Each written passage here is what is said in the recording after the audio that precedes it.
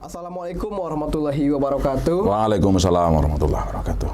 Baiklah pemirsa Rio Podcast, kembali lagi bersama kami pada hari ini. Hukum di Indonesia itu sangat beragam dan sangat kompleks sekali. Akan tetapi banyak masyarakat Indonesia yang belum melek terhadap hukum. Hari ini kita datangkan ahli hukum, Bapak Rustam. Bapak Rustam ini seorang dosen dan juga ahli hukum. Baiklah Pak Rustam, tema kita hari ini apa nih Pak Rustam? Oke, baik Mas Wido yang saya hormati. Tema kita minggu lalu adalah tentang pengertian hukum pidana, pembagiannya dan segala macamnya. Saya tertarik tadi apa yang disampaikan oleh Mas Wido tadi, bahwa hukum di Indonesia itu kompleks dan pokoknya luas gitu loh, luas. Jadi apa yang kita ketahui sebetulnya tentang hukum itu mungkin hanya seperti buih di lautan gitu loh. Jadi banyak masyarakat juga yang belum dalam tanda kutip melek hukum gitu kan. Masyarakat banyak berbicara hukum, tapi sebetulnya secara doktrin gitu, secara ilmu pengetahuannya dia banyak yang belum menguasai. Dan minggu lalu kemarin kita sudah membahas tentang pengertian, pembagian, sifat dari hukum pidana dan ilmu pembantu hukum pidana. Nah, tema kita pada malam hari ini adalah tentang berlakunya hukum pidana Indonesia. Nah, itu yang akan kita bahas hari ini. Berlakunya hukum pidana di Indonesia. Ya. Ini maksudnya gimana nih Pak? Mungkin bisa dijelaskan biar pemirsa juga mengerti. Oke, baik. Gini, misalnya sebuah rumah, ini saya ilustrasikan ke dalam sebuah rumah. Rumah itu misalnya mempunyai batas yang jelas, utara, selatan, timur, dan barat. Lalu kepala rumah tangga di suatu rumah itu membuat aturan. Maka timbul pertanyaan, bagaimana berlakunya aturan kepala keluarga itu terhadap orang-orang yang ada di sekitarnya. Nah, itu yang kita bahas. Nah, Indonesia ini kan sebuah negara yang berdaulat, sebuah negara yang diakui keberadaannya. Dari mana kita mengetahui diakui? Karena banyak negara yang menjalin kerjasama secara bilateral. Nah, maka Indonesia otomatis dia mempunyai norma atau kaidah yang dibuat oleh organ-organnya. Nah, maka pertanyaannya, bagaimana berlakunya? DPR bersama Presiden membuat undang-undang. Benar. Ya kan? Presiden sekali lagi dengan DPR membuat undang-undang. Lalu bagaimana berlakunya ketentuan itu? Nah, itu yang kita bahas. Nah, berlakunya hukum pidana Indonesia itu, saya pada malam hari ini sampaikan kepada pemirsa itu ada dua kategori gitu. Yang pertama adalah menurut waktu atau tempus, yang kedua menurut tempatnya.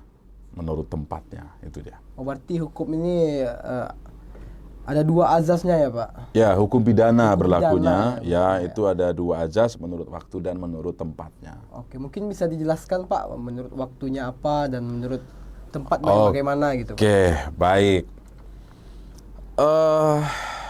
Mas Wido dan pemirsa semuanya yang saya hormati, di Indonesia itu hukum pidana itu sangat beragam. Sekali lagi, mungkin ratusan produk hukum yang sudah dikeluarkan itu berkaitan dengan hukum pidana. KUHP itu hampir 500 pasal. Lalu ada undang-undang informasi transelektronik, undang-undang pornografi, undang-undang korupsi, undang-undang terorisme, undang-undang tindak pidana perbankan, pokoknya ratusan undang-undang. Nah, bagaimana ketentuan itu mengikat atau berlaku kepada warga negaranya atau terhadap orang-orang yang ada di Indonesia tersendiri, Indonesia secara khususnya gitu. Nah, tadi yang pertama saya sampaikan, berlakunya hukum pidana itu ada dua, menurut waktu atau menurut tempus dan menurut tempat atau menurut lokus. Nah, menurut waktu berlakunya hukum pidana Indonesia menurut waktu itu adalah dikaitkan dengan apa yang disebut dengan azas legalitas.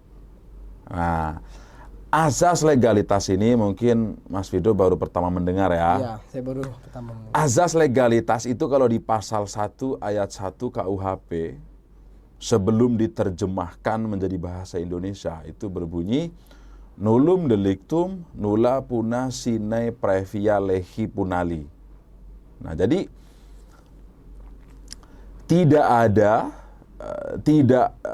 nullum delictum, tidak ada tindak pidana, tidak ada perbuatan pidana sebelum ada ketentuan pidana yang mengatur sebelum perbuatan dilakukan.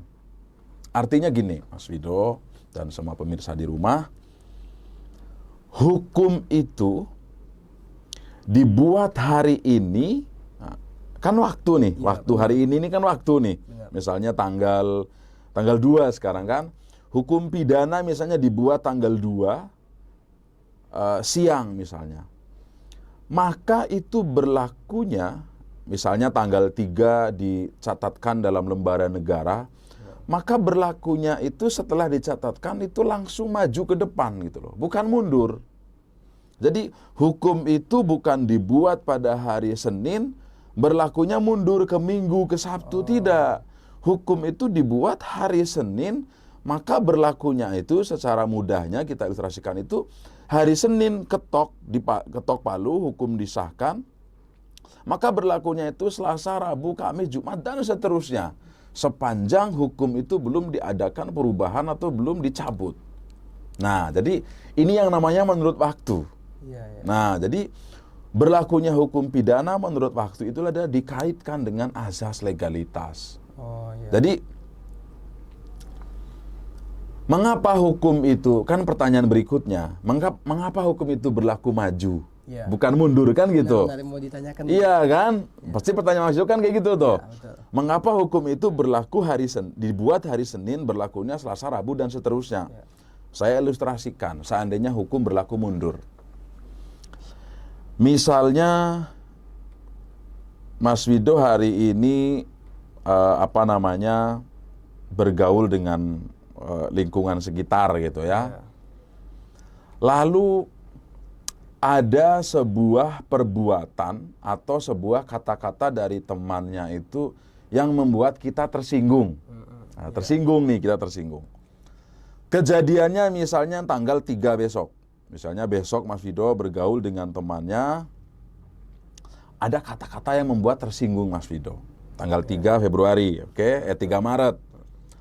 Ternyata 2024, 2025, 2026, sampai 2040, nah, misalnya nih, Mas Fido menjadi seorang berpengaruh di Republik ini. Iya. Nah, gitu kan. Kemudian buat undang-undang. Membuat undang-undang menjangkau perbuatan tahun 2024. Kan bahaya tuh. Betul-betul. Bahaya. Makanya hukum itu menurut waktunya itu harus maju. Tidak boleh hukum itu mundur. Tidak boleh, karena akan berbahaya. Orang akan membalaskan dendam perbuatan yang dulu dilakukan. Saya sekarang orang biasa. 10 tahun yang akan datang, saya misalnya menjadi orang berpengaruh. Ya berpengaruh itu bukan selalu menjadi presiden ya. Ketua partai pun kan berpengaruh misalnya itu kan. Saya teleponlah presiden, saya dulu 10 tahun yang lalu saya disinggung oleh Mas Wido dulu. Tolong buatkan aturannya. Itu tidak boleh. Iya, betul-betul. Bahaya kalau hukum seperti itu, bahaya.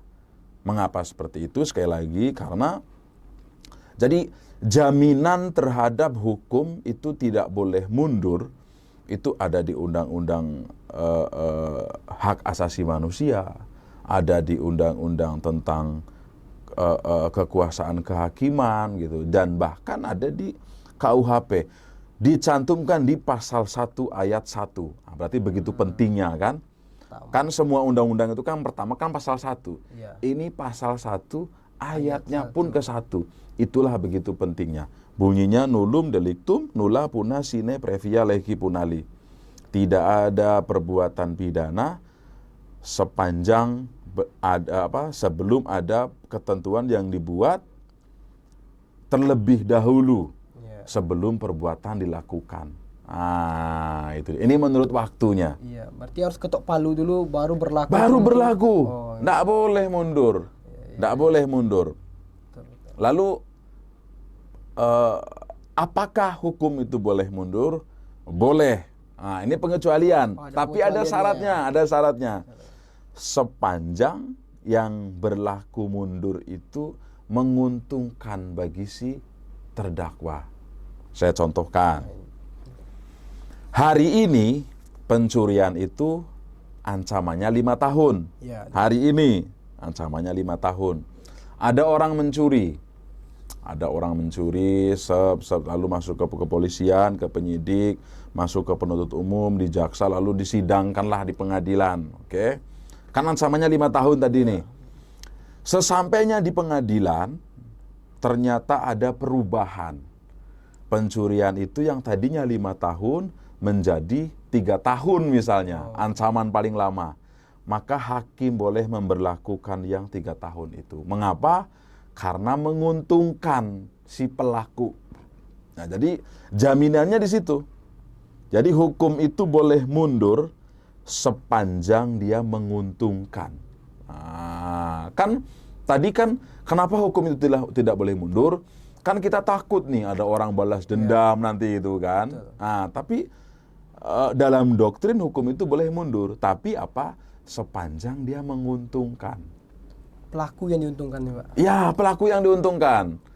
Jadi boleh karena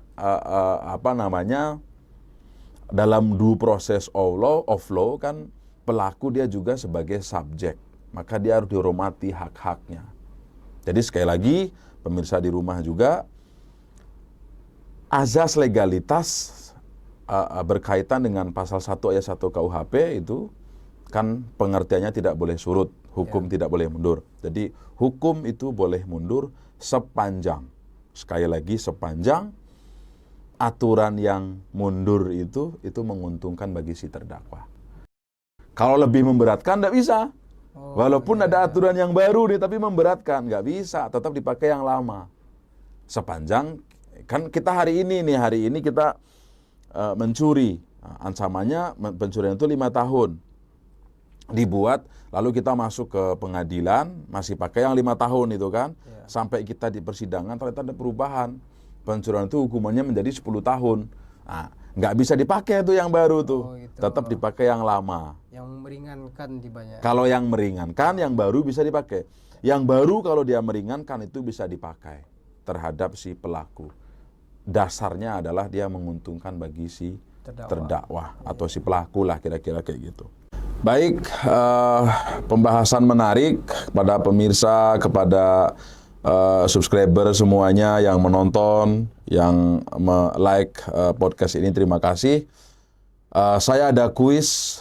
Minggu lalu saya berbicara tentang hukum pidana itu apa, pengertian dan segala macamnya. Maka pertanyaan saya adalah, sebutkan atau berikan saya contoh apa itu, sebutkan atau berikan saya contoh mana yang hukum pidana material, mana yang hukum pidana formil.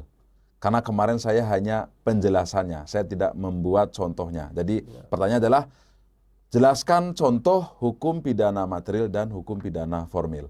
Silakan. Jangan lupa jawab di komen ya pemirsa. Oke. Jangan lupa jawab di komen, yang terpilih dan yang terbaik akan mendapatkan gift lah. Door prize nanti ya. Door prize. Oke. Itu dia kalau menurut waktu. Pelakunya punya menurut Kemudian waktu. yang satu lagi ini menurut tempat ya Pak? Ya, menurut tempatnya. Mungkin bisa jelaskan juga nih Pak. Oke, baik. Jadi saya sampaikan tadi bahwa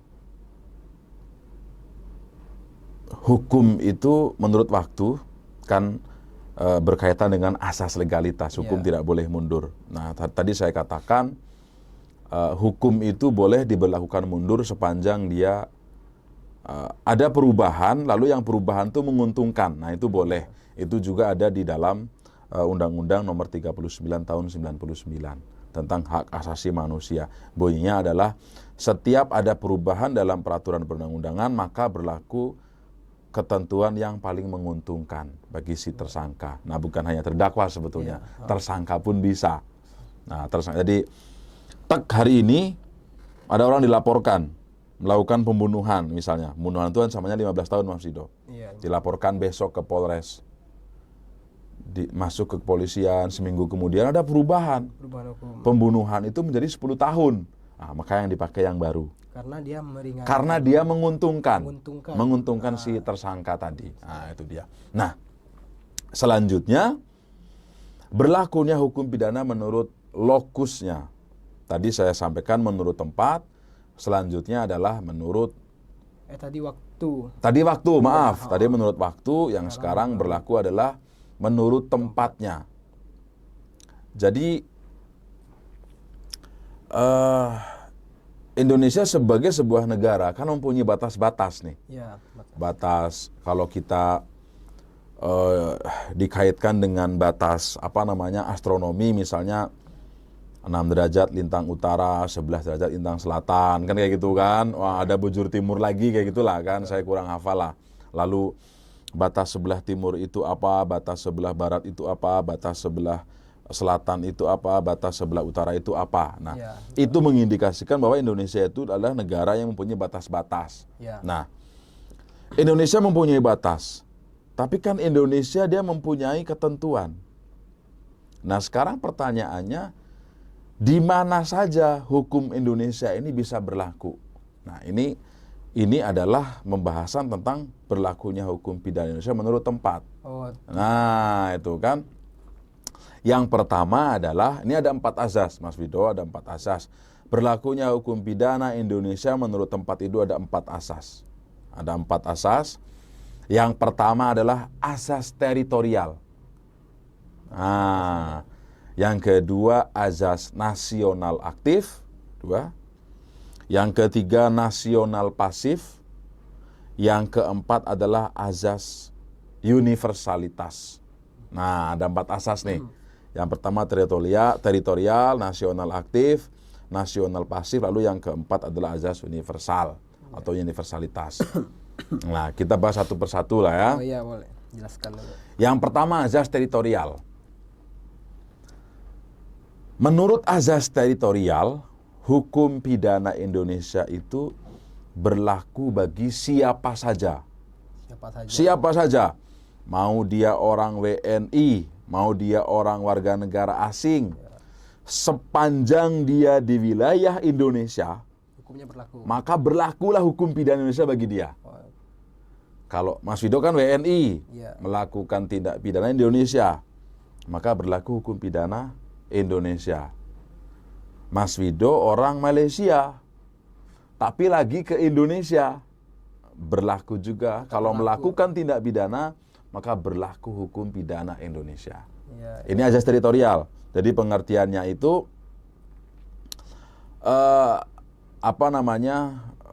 perundang-undangan hukum pidana Indonesia itu berlaku bagi semua perbuatan siapa saja, baik warga negara asing maupun warga negara Indonesia yang melakukan tindak pidana di Indonesia. Makanya Mas Fido, kadang-kadang kita melihat ada orang dari wilayah Afrika misalnya, wilayah Eropa, yang memasukkan narkotika ke Indonesia, kan gitu. Nah, berlaku hukum Indonesia. Misalnya yang paling terkenal adalah orang Australia, Sepel Corby namanya, seorang wanita, dia memasukkan narkotika ke Indonesia. Karena dia masuk ke wilayah Indonesia, maka hukum Indonesia yang berlaku bagi dia, walaupun dia warga negara asing. Nah, ini adalah azas teritorial. Nah, teritorial. Nah,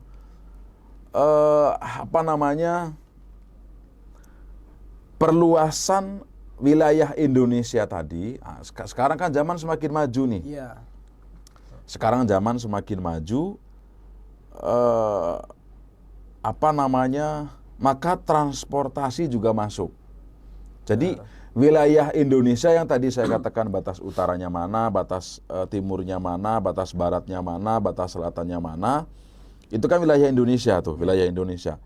Tapi berdasarkan azas teritorial, wilayah Indonesia itu bukan hanya itu, tapi juga termasuk pesawat udara yang terdaftar di Indonesia.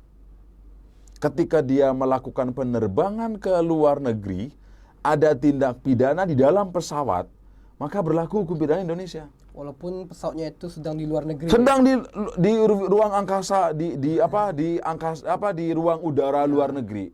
Misalnya gini, pesawat Indonesia take off dari bandara tempat kita nih, Sultan Syarif Kasim, menuju ke Malaysia misalnya kan. Sesampainya di batas ruang udara Indonesia, sudah masuk wilayah Malaysia gitu, ternyata ada pembunuhan di dalam pesawat itu. Padahal kan sudah masuk ruang udara Malaysia tuh. Tapi karena dia di pesawat yang didaftarkan di Indonesia, maka pelaku pembunuhannya tadi diadili dengan hukum pidana Indonesia. Nah, jadi diperluas wilayah Indonesia nih. Kalau ada orang mencuri di Pekanbaru, udah pastilah kan hukum Indonesia yang berlaku. Ada orang mencuri di Jakarta, hukum Indonesia yang berlaku. Ini ada orang naik pesawat, lewatlah wilayah udara Indonesia. Bahkan mungkin kejadiannya di Eropa lah misalnya gitu kan. Sepanjang dia masih di pesawat udara Indonesia, maka berlaku hukum pidana Indonesia. Walaupun dia di ruang udara bukan wilayah Indonesia. Kalau udah mendaratnya Pak, gimana? Kalau udah lihat pesawatnya udah turun nih, cuman masih dalam pesawat. Oh, tetap masih. Tapi kalau pesawat sudah dibuka, orang sudah jalan, itu sudah beda lagi, Pokoknya sepanjang dia masih di dalam pesawat dan belum ada orang yang keluar, maka itu juga berlaku hukum Indonesia. Nah, ini yang disebut dengan azas teritorial.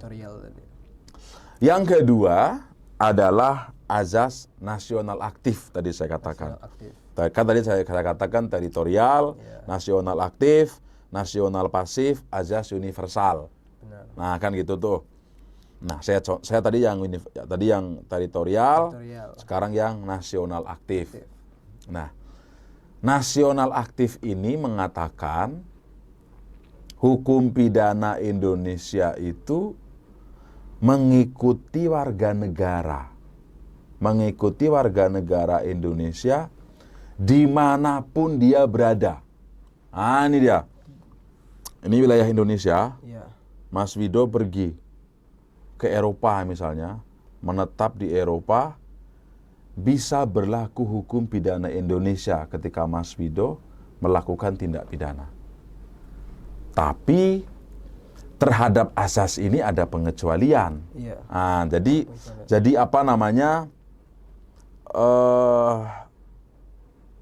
tidak semua tindak pidana gitu loh. Misalnya saya kan orang WNI nih, saya pergi ke kemana misalnya, ke Thailand misalnya, saya bunuh orang di sana. Lalu kita mengatakan, oh ini berlaku hukum pidana Indonesia. Oh enggak, tidak seperti itu. Jadi ada ada pengecualian untuk beberapa tindak pidana. Jadi tidak bisa kita mengatakan, oh karena saya orang Indonesia, saya pergi ke luar negeri, maka berlaku hukum Indonesia. Tidak. Ini hanya untuk beberapa tindak pidana dan ada syarat-syaratnya. Contohnya apa nih Pak? Misalnya gini. Misalnya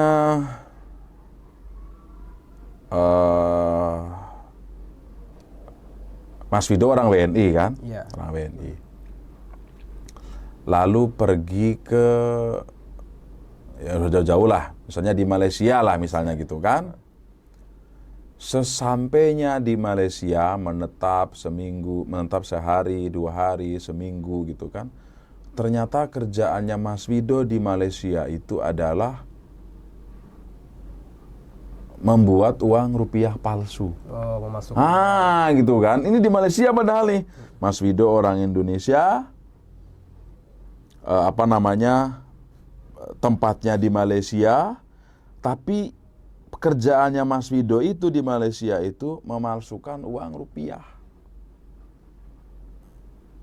Padahal di Malaysia nih, setelah uang rupiah dicetak, dikirimlah ke Indonesia. Itu misalnya kan ada juga nih, ada ininya apa namanya, kurirnya ada gitu kan. agennya. Mas Wido tetap di Malaysia nih. Tetap di Malaysia, kurirnya ada gitu kan. Wah, nanti telepon sama kurirnya, Mas Wido, ini kurang lagi rupiah sekian M, cetak lagi di Malaysia. Misalnya nih ya. Contoh. Lalu nanti dikirimkan lagi ke Indonesia. Maka terhadap perbuatan Mas Wido tadi bisa dijerat dengan hukum pidana Indonesia. Walaupun Mas Wido di Malaysia. Oh iya. Kenapa seperti itu? Karena Indonesia yang dirugikan. Benar-benar. Malaysia kan nggak dirugikan ya. Iya. Katanya petugas aparat hukum Malaysia, orang WNI-nya itu yang dipalsukan pun uang rupiah. Nggak ada ruginya kami. Ya, kan gitu katanya orang Malaysia kan. Nah, orang Indonesia rugi. Maka walaupun Mas Wido orang Indonesia melakukan tindak pidana di Malaysia karena tadi merugikan Indonesia, maka bisa jerat Mas Wido tadi dengan hukum pidana Indonesia. Jadi nanti akan ada proses dengan Malaysia supaya Mas Wido itu didatangkan ke Indonesia, diekstradisi, kan kayak gitu biasanya kan.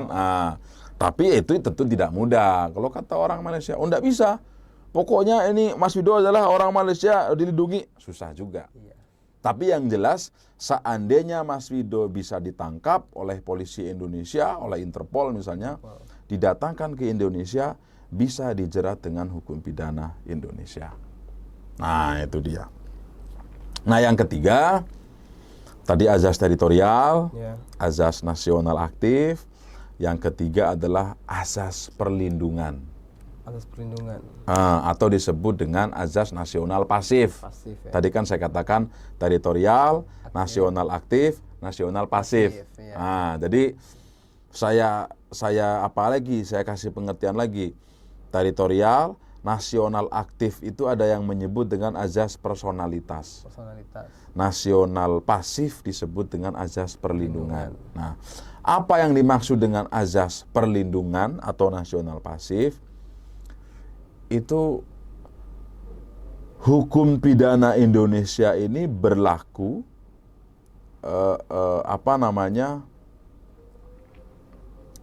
bagi siapa saja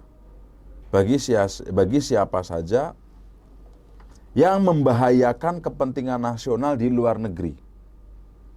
Gini, ini hampir sama dengan azas nasional aktif tadi. Kalau nasional aktif kan hukum pidana Indonesia berlaku bagi warga negara Indonesia yang melakukan tindak pidana di luar negeri. Kalau azas perlindungan ini lebih luas lagi. Hukum pidana Indonesia ini berlaku bagi siapa saja. Mau WNI, mau WNA, tidak masalah. Yang melakukan tindak pidana di luar negeri. Jadi berlaku. Wido orang Amerika, mentang-mentang orang Amerika, tidak pedulilah sama Indonesia. Padahal hukum Indonesia bisa menjerat Mas Wido, walaupun Mas Wido orang Amerika. Syaratnya apa? Syaratnya adanya kepentingan nasional. Saya contohkan. Pemirsa dengan Mas Wido misalnya tinggal di mana negara sekarang yang lagi agak konflik kan? Ukraina. Di Ukraina lah misalnya nih kan. Misalnya datanglah iring-iringan pejabat Indonesia. Iring-iringan. Kita perlu sebut lah orangnya gitu kan, misalnya pejabat Indonesia. Apakah dia presiden, wakil presiden, menteri segala macam, mendaratlah di Ukraina gitu kan. Gitu. Tentu setelah mendarat dia akan melakukan kegiatan seremonial gitu kan. Kan sudah dibuat tuh oleh protokol. Jam sekian ke sini kan gitu. Naiklah mobil itu kan. Pada saat di jalanan Ukraina, pejabat Indonesia tadi itu diserang oleh orang Ukraina. Ditembaki misalnya kan, dar gitu kan, dilempar bom molotov segala macam. Terhadap orang yang menembaki pejabat Indonesia, terhadap orang yang melemparkan bom molotov tadi, karena membahayakan kepentingan Indonesia, maka orang-orang tadi, walaupun dia orang Ukraina, bisa dijerat dengan hukum pidana Indonesia. Hukum pidana Indonesia ya Pak? Iya, bisa menjerat dia. bukan hukum internasional, nggak kena juga. Oh. Ya, itu kalau hukum internasional itu kan ada beberapa sebab tentang kejahatan perang, genosida, kan kayak gitu. Cuma kalau itu berlaku juga di hukum pidana Indonesia. Berlaku. Ada lagi misalnya orang luar negeri, kedutaan besar kita di suatu negara di luar negeri dibom oleh orang asing. Padahal kan orang asing tuh, tempatnya juga di luar negeri, tapi terhadap orang yang mengebom tadi bisa dijerat dengan hukum pidana Indonesia. Mengapa seperti itu? Karena telah membahayakan kepentingan Indonesia di luar negeri. Atau misalnya ada orang, walaupun sama seperti tadi, prosesnya juga tidak mudah tentunya. Tapi kita kan hari ini berbicara teori, kan gitu, itu kan. Bendera Indonesia misalnya di luar negeri diinjak-injak misalnya nih kan. Bendera ini kan martabat bangsa nih. Nah, diinjak-injak oleh orang Amerika misalnya. Maka terhadap orang Amerika tadi yang menginjak-injak bendera Indonesia merah putih, misalnya dia sambil ngomong Indonesia, this is Indonesian flag juga misalnya kan karena ngomong nih misalnya nih, ini bendera Indonesia, hai orang Indonesia, akan aku diinjak misalnya nih kan sama orang luar negeri nih. Tentu kita marah nih orang Indonesia kan, martabat kita masa diinjak-injak. Maka terhadap orang yang menginjak-injak tadi, walaupun dia orang luar negeri melakukan tindak pidana di Amerika, bisa dijerat dengan hukum pidana Indonesia. Nah, ini azas nasional pasif. Perlindungan tadi. Ya, atau perlindungan. Nah, ada contohnya nih. Kejahatan terhadap keamanan negara, kejahatan terhadap penyerangan presiden dan wakil presiden, kejahatan mengenai terhadap matre, merek, segala macam yang punya Indonesia ya. Kejahatan pelayaran. Misalnya kapal Indonesia nih di luar negeri ditembaki, dibajak. Maka terhadap orang yang bajak tadi, yang paling terkenal kan yang difilmkan itu bajak laut Somalia. Akan terkenal tuh Somalia. Nah, bajak laut Somalia membajak kapal Indonesia, maka terhadap si bajak laut tadi, walaupun di negara Somalia, dia orang Somalia, dia bisa dibawa ke Indonesia dan dijerat dengan hukum pidana Indonesia. Ini contohnya tuh. Nah, yang terakhir adalah tentang azas universalitas. Ya, lebih azas luas lagi. Lebih luas lagi. Jadi ini hukum pidana Indonesia ini lebih luas lagi. Ini berlaku dimanapun. Wah, gitu. Berlaku dimanapun terhadap siapa saja. Saya perlu sampaikan kepada Mas Wido gitu kan, karena ini penting. Jadi terkait dengan azas-azas yang saya sampaikan tadi, kalau di KUHP yang lama, kemarin kita sekelumit membahas KUHP kemarin kan, kalau di KUHP yang lama, pasal-pasal mengenai berlakunya hukum pidana Indonesia menurut tempat itu diselipkan di beberapa pasal-pasal. Di KUHP baru itu langsung dimasukkan dalam setiap paragraf. Nah, jadi saya baca di KUHP baru kita. Bagian kedua, menurut tempat, paragraf 1, azas wilayah atau teritorial. Nah, ini mengapa saya tekankan ini? Artinya ini berlakunya hukum pidana Indonesia menurut tempat ini penting. Paragraf kedua, azas perlindungan atau nasional pasif. Sama yang kita tampilkan tadi kan. Ini saya buka di KUHP yang baru. Nah, ini KUHP yang baru. Lalu azas di paragraf ketiga, azas universal. Azas universal. Nah, di paragraf keempat, di paragraf keempat itu tentang azas nasional aktif. Nah, jadi kalau di yang lama tadi saya menjelaskan teritorial, nasional aktif, nasional pasif, universal. Di KUHP yang baru, teritorial, nasional pasif, universal, baru nasional aktif. Tadi yang teritorial, nasional aktif, nasional pasif sudah kita bahas. Nah, sekarang yang universal tadi belum kan? Nih, saya baca di KUHP baru. Paragraf ketiga, azas universal. Ketentuan pidana dalam undang-undang itu berarti undang-undang ini, berlaku bagi setiap orang yang berada di luar wilayah Indonesia. Nah, di luar wilayah. Berarti yang di luar wilayah aja. Mau dimanapun tidak masalah. Berarti dalam dan di luar atau di luar? Enggak, ini di luar saja. Di luar Kalau di saja. dalam teritorial tadi. Oh, iya. Nah, ketentuan pidana Indonesia berlaku bagi siapa saja yang berada di luar wilayah negara Republik Indonesia yang melakukan tindak pidana menurut hukum internasional. Itu sebagai tindak pidana. Pasal 7-nya, ketentuan pidana dalam Undang-Undang Indonesia berlaku bagi setiap orang yang melakukan tindak pidana di luar wilayah Indonesia yang penuntutannya diambil alih oleh pemerintah Indonesia atas suatu perjanjian internasional. Nah, ini saya contohkan. Iya. Ini saya contohkan yang universal. Betul. Ini wilayah Indonesia, ini wilayah Malaysia, ini wilayah Singapura. Di tengah-tengahnya kan ada Selat Malaka nih. Iya. Ada Selat Malaka. Selat Malaka ini kan terbagi menjadi beberapa negara. Sebagian masuk ke Indonesia, sebagian masuk ke Malaysia, sebagian masuk ke Singapura. 3 negara ini, Indonesia, Malaysia, Singapura, kita berjanji. Saya Presiden Indonesia misalnya, Mas Wido Presiden Perdana Menteri Malaysia, lalu si C Perdana Menteri Singapura. Bersepakatlah kita. Katanya Indonesia, Malaysia, Singapura, Selat Malaka ini sudah tak aman lagi nih. Gimana kalau kita melakukan MOU? Nah gitu, katanya orang Malaysia. Macam mana maksudnya Mbak Ci? Kayak gitu misalnya kan. Katanya orang Singapura kan, what about you say? Misalnya kayak gitu kan. Singapura kan bahasa Inggris tuh kan. Apa yang kamu katakan gitu kan? Kata orang Indonesia gini, Selat Malaka ini kan sudah tak aman nih. Kemarin aparat penegak hukum kami lihat di sana ada orang bajak kapal. Iya.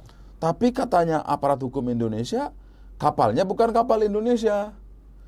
Lautnya juga bukan laut Indonesia. Maka penegak hukum kami balik lagi lah gitu. Iya. Nah, katanya orang Singapura pun sama. Sama. Kemarin patroli polisi kami juga kayak gitu, kata orang Singapura. Kami nengok ada kapal berbendera Indonesia dibajak. Kami nggak mau nangkep karena wilayah Indonesia.